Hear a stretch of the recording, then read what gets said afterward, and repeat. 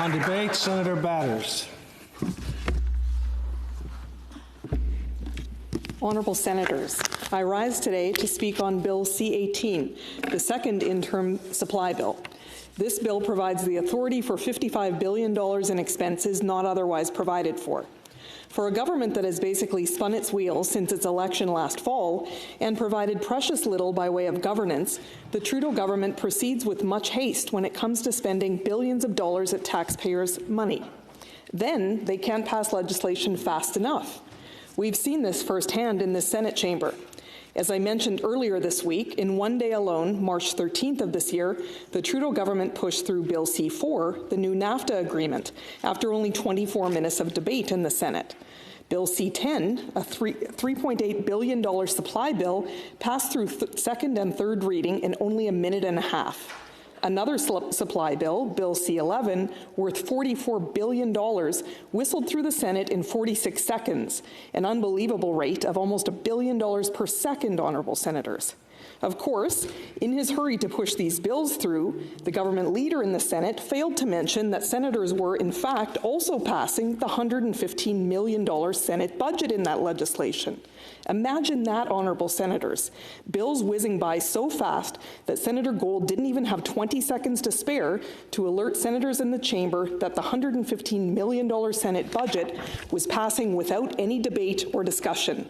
In fact, the report on the budget from our own Internal Economy Committee is still on the order paper, waiting to be debated. This is a worrying pattern of this Trudeau government. Spend wildly now, ask questions later, if at all. Dismiss any questions or criticism as partisan and distract with the feel-good photo op. After all, avoiding accountability is what this Trudeau government does best. With a staggering debt load that will exceed $1 trillion, the Trudeau government should respect Canadian taxpayers enough to provide details on the financial state of the country.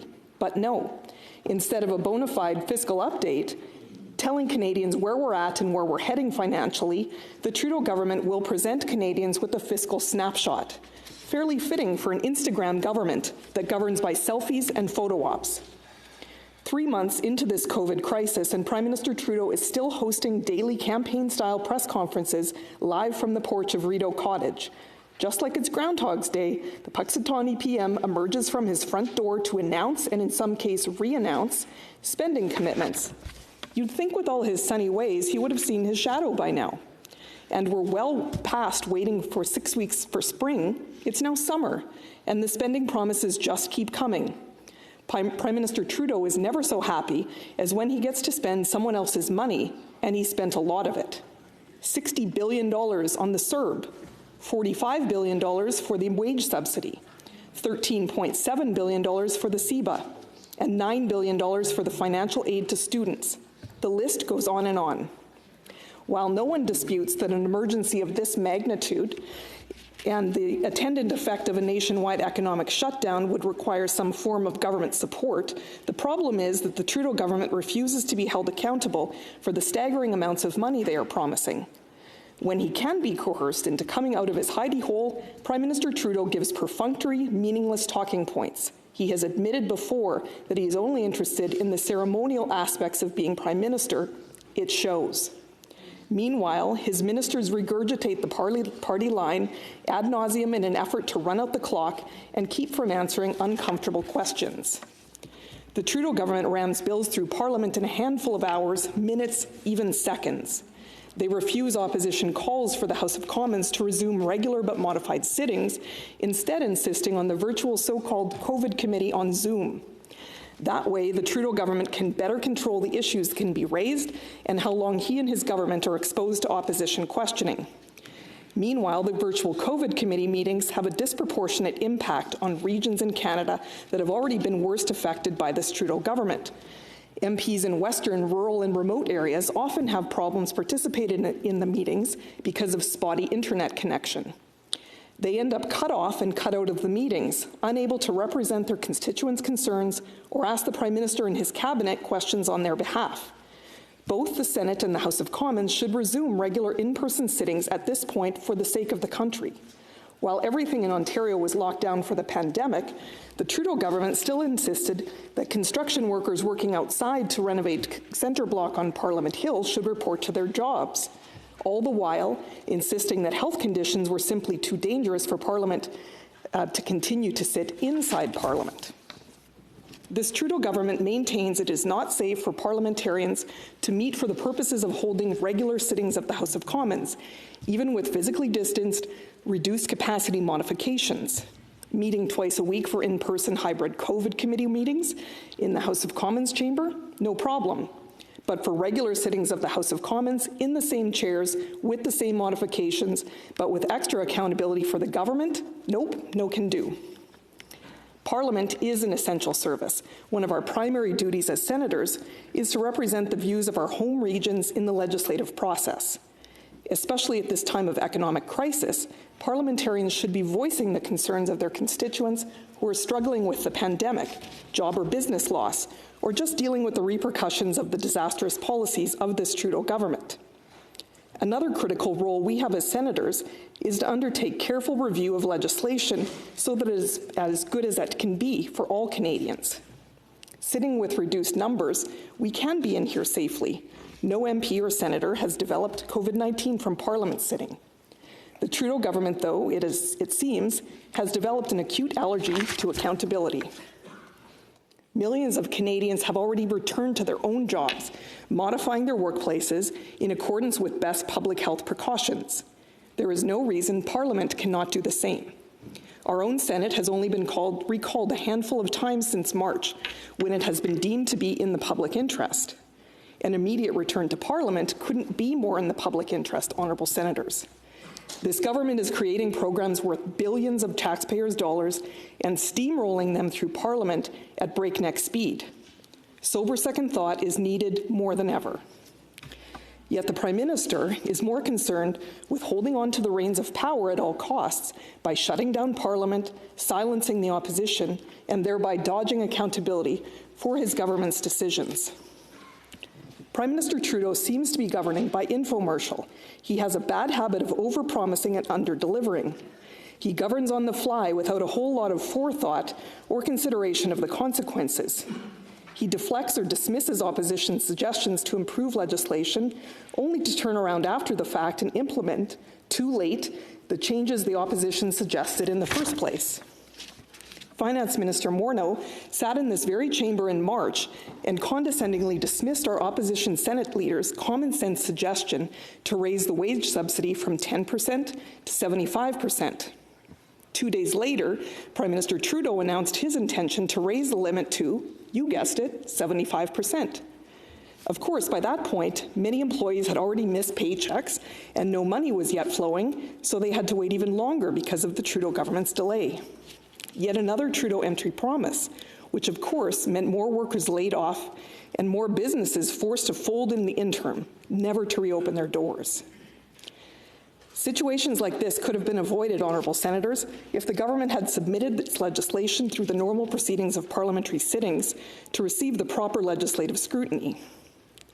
The established parliamentary process, especially study in parliamentary committees, allows MPs and senators to review, revise, and improve legislation, and to hold the executive level of government to account on behalf of all Canadians.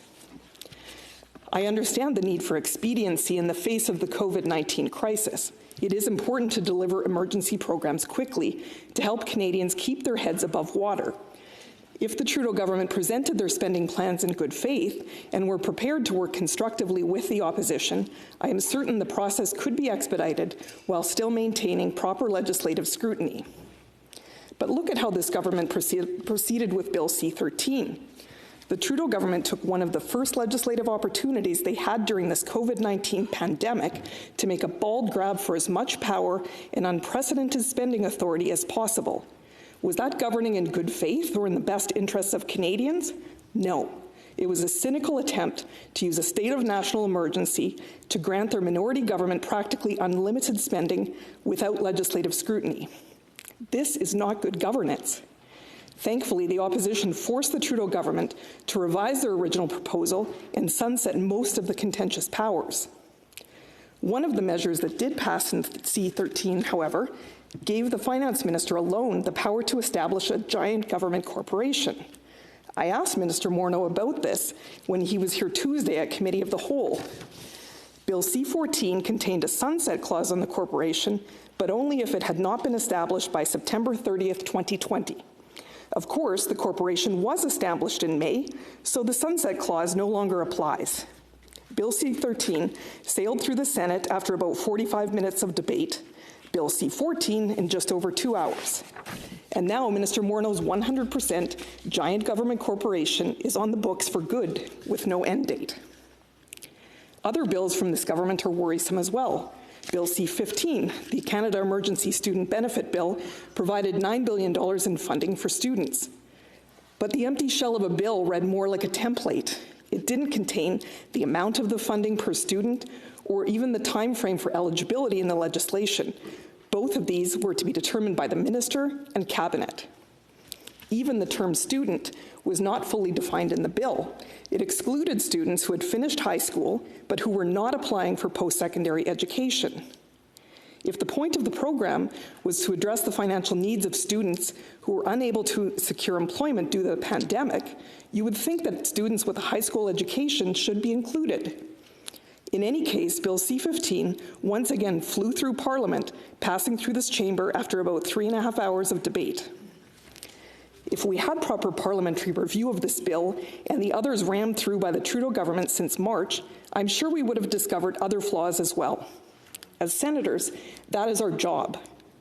Frankly, at this time of great vulnerability and insecurity for millions of Canadians, it is even more crucial than ever that parliamentarians are able to closely scrutinize legislation and point out shortcomings in the bills that could have major consequences in the everyday lives of Canadians.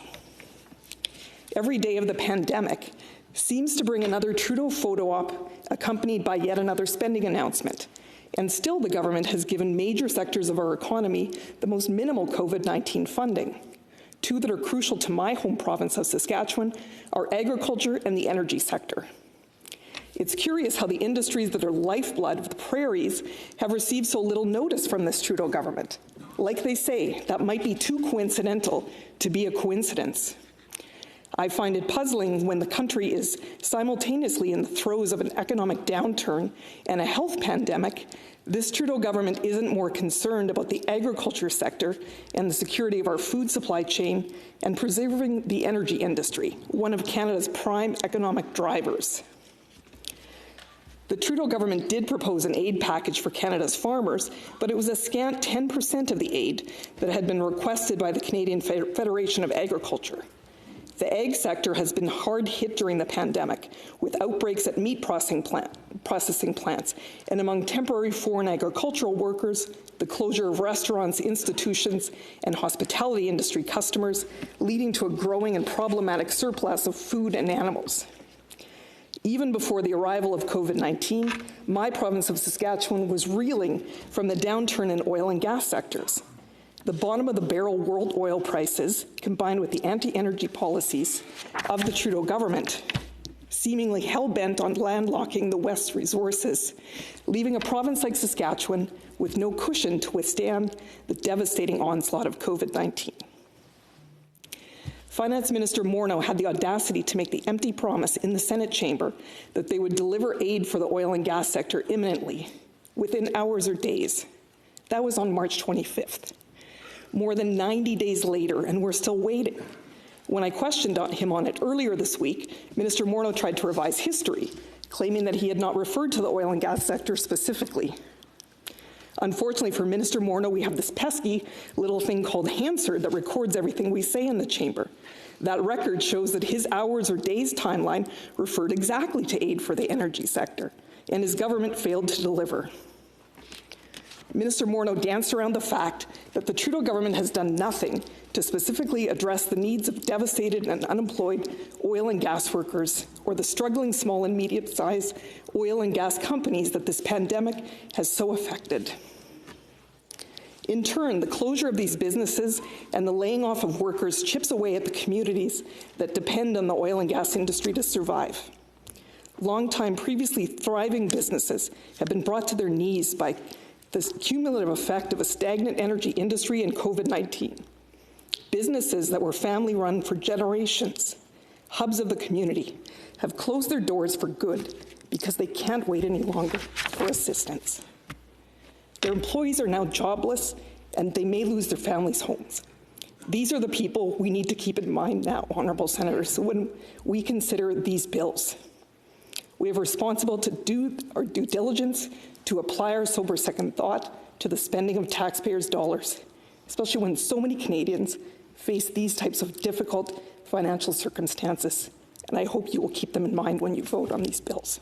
Thank you.